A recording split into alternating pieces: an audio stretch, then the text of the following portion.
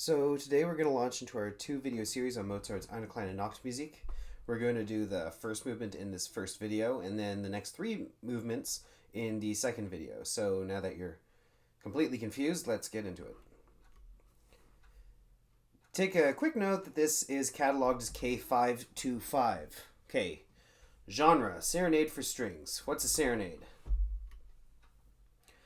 A popular instrumental genre in the classical era, the serenade is a multi-movement orchestral work written for small orchestra or chamber ensemble, which was often performed in aristocratic social settings and at outdoor events. So think rich person garden party music. Cleared genre up. Date 1787. Name of the piece, A Little Night Music. Performing forces. The RCM says that it's for a double string quartet with a double bass instead of a second cello, but I think it's actually just a string quartet where the double bass doubles the cello, so 5 instruments. That being said, they are right, where if you're looking at the textbook, they say that this work is often performed by string orchestra now, and not just the originally noted 5 players. And the recording I've linked in the description is to a string orchestra performance, a rather good one. Diving into the first movement, we got some pretty standard stuff here. G major, sonata form, allegro, common time. These are just about the most stereotypical classical music markings you could possibly get, so they should be at least fairly easy to remember. What we have on the screen is the opening of the piece, and that means our first theme. We're in G major, and the ensemble plays in unison this broken tonic chord, followed by a broken dominant 7th chord. Then we break into the meat of the piece, where we have just lots of movement in the bottom 3 voices, and the first violin is shredding away on the melody.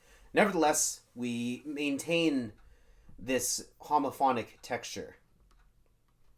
And then we get this fun little bridge passage which helps us to move from the tonic key of G major to the dominant key of D major.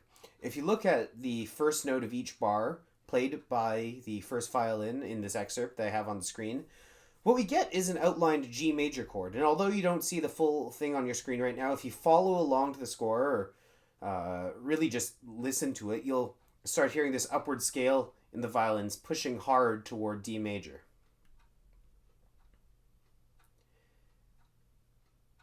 And that brings us to our second theme.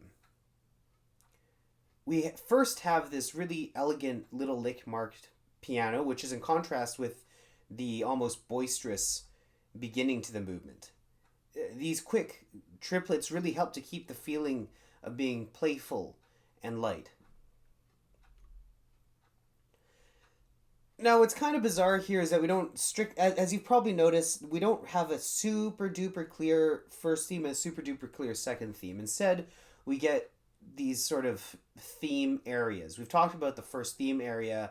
The previous excerpt we look at, as I had mentioned, was part of the second theme, so the second theme area. So we can properly sort of look at this marked with B here as being like second theme part B, the previous slide being second theme part A. We have this little repeated 8th note motif that sort of spurs us on to the next section, which is the Codetta to the Exposition.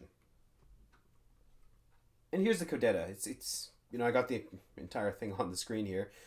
It's a nice little cadential passage. It's not that long.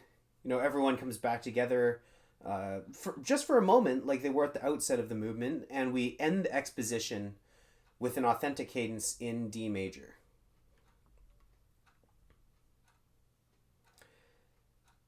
Then, of course, we move into the development. And this excerpt on your screen shows you the end of the development. I love that little passage here that ends with, or sort of culminates with the first violins having that high D, and then this little sequence in the seconds and viola. It's over way too soon. It's completely lovely. Anyways, this is from the end of the development, as I said, so don't think that this is all there is to it. That being said, this development is very short. It's over lickety-split. We start off in D major, where we had ended the exposition. So the end of the exposition carries us through, at least tonally, into the development, and we get the first theme material again. Then we have this maybe slightly weird flip into C major and get some development of the stuff from the second theme area. That being said, it's not that unusual. We're really just moving to 4. But we have definitely moved away from both 1 G major and 5 D major. Now we're in C. Like I said, we're getting some development of the things that we heard in the second theme area, specifically the B part of that second theme.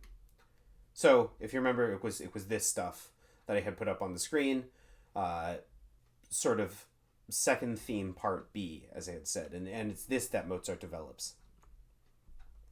And then as we hit this last little bit, which is what you see on your screen, Mozart starts getting us ready to get back into the recap, back into that original thematic material. He starts getting D major in our ear, not as the tonic, but again as the dominant. So that when we hit the exposition, which is marked by C on your screen, we're ready for that G major chord again.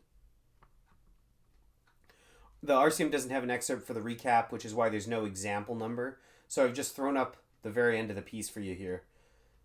This recap is slightly, but just slightly weird, because while the first theme is, just the first theme restated, including the bridge that moves into D major, that's kind of strange.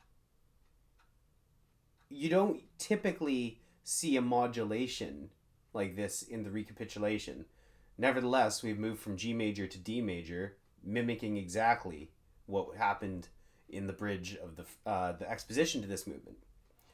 But it's not long lasting, all's well, because when we get to the second theme, we land back again in G major. He sort of, which are slightly subverted expectations, but not really. And then we get this coda that develops from the Exposition's Codetta, which was previously short. Mozart expands it here.